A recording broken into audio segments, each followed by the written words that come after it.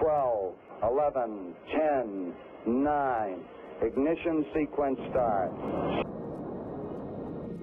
The concept's been around since the 1920s, and you know, I grew up in the 1960s during the space program. Oh, it's beautiful, mate, it really is. I suppose we all thought that, you know, that we're going to be flying around in jetpacks and having bases on Mars and having flying cars when I grew up. And in the end, that never happened.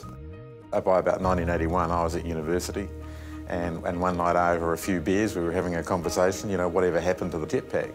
So I went off to the science library and started researching it and going, why don't we have a jetpack? I've always wanted one. I just did it really, I suppose, as a recreation, as an intellectual exercise, and I've always said to myself, I'll stop when I can prove that it's not going to work. But in fact, the opposite has happened. The more we've got into it, the more we've proven it can work. We did all the usual things, you know, we mortgaged the house twice, lying to the bank that we were getting house extensions, which never actually eventuated, but it was all being spent on the jetpack. You know, I've been threatening to sell my children for medical experiments many a time. Several times, particularly when it was just, you know, me in the garage, we got to the point we had no money for it, so we literally locked the door on the garage and walked away for 6 months until we, you know, my wife and I managed to save up a bit more money. Eventually, by '98, you know, had the wherewithal to take the big leap and give up the day job and work on it full time. I mean, I've always had a vision of an IPO, even from the early days. To me, this is the last big hurdle to actually successfully commercialise the jetpack. We know what we need to do technically, we know what we need to do marketing-wise, we know what we need to do corporate-wise, we know everything we need to do, we just need the funds to do it. And this is really the start of the process of getting the funds to be able to do the job and create a global company.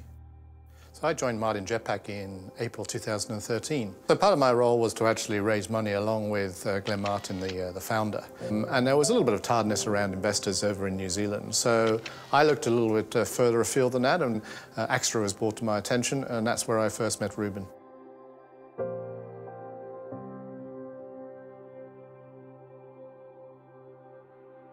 The first time Martin Aircraft came to my attention was at a wholesale investor presentation. The CEO, Peter, presented.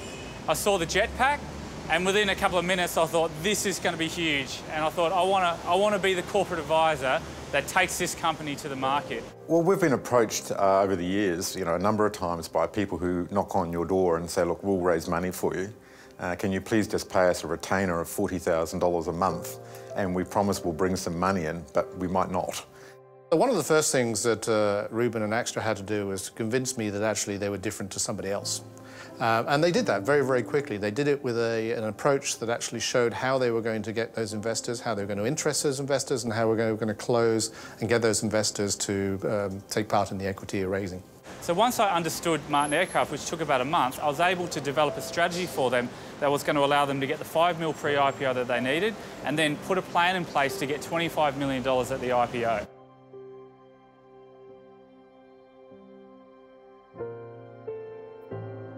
So the most important part about this particular program is that in the past we've been doing everything incrementally.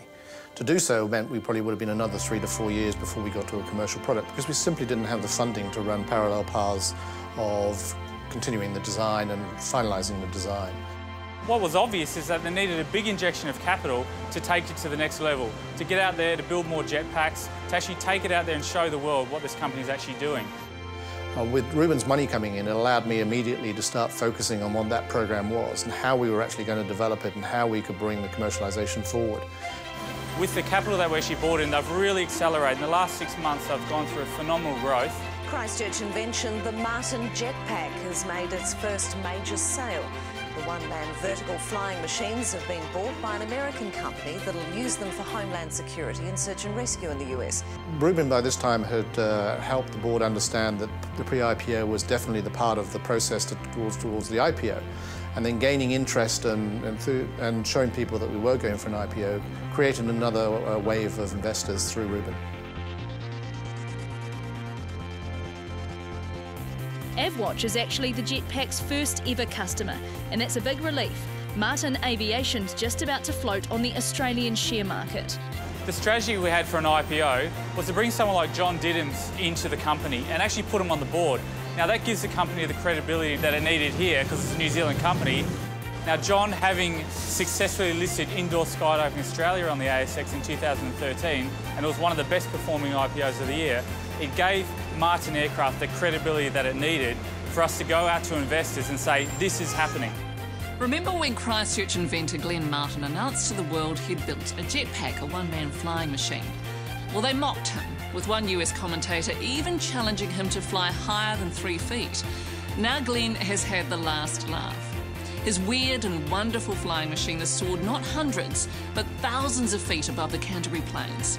I first got involved in April when Reuben rang me and told me I was doing a pre-IPO raising for the Martin jetpack, and I had a look at it, I did all my due diligence, and said I'd help. Glenn Martin is finally ready to prove his critics wrong. We're going to be doing many things that we've never done before, and also many things that nobody else has ever done before. Nervous anyone? Well, this is a pretty exciting time, and it's the tipping point of the environment in which we're operating. So, I mean, when you look at what we have as an opportunity, this is going to completely redefine light aviation. Glenn's jetpack has been 3 long decades in the making, but it'll take him just a few minutes to find the answer to the ultimate question. Is it really a flying machine, or is it back to the drawing board? Visionaries like Glenn Martin are the sort of people that we like to get involved with. People that have that never give up attitude, the ones that are going to do it no matter what.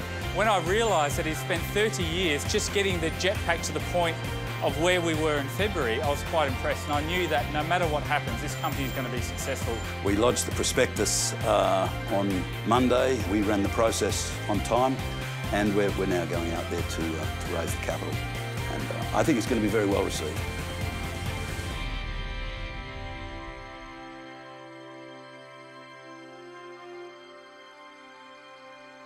I've got to say, we have a lot of companies that list obviously on the ASX, but there's very, very few companies that when you actually explain what the company does, the face lights up, creates the excitement about the possibility of the future. We have just over a minute until Martin Aircraft lists on the ASX. We can see that the highest buyer at the moment is at 80 cents and the highest seller is at 49 cents. 3, 2, 1.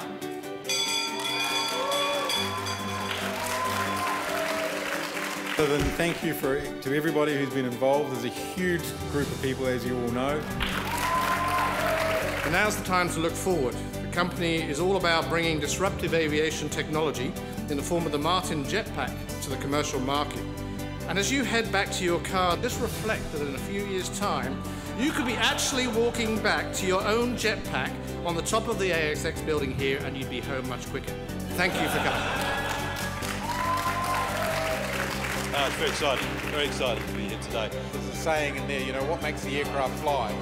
Funding is what makes the aircraft fly.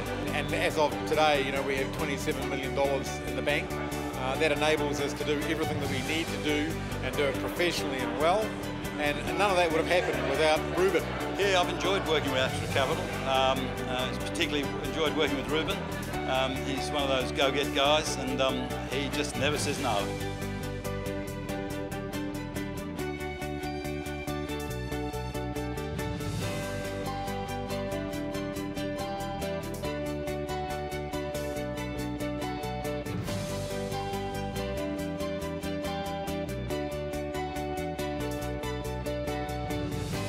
Axstra stood up. They were always there for us, and if we hadn't had Axstra behind us, there's absolutely no way we'd be here today.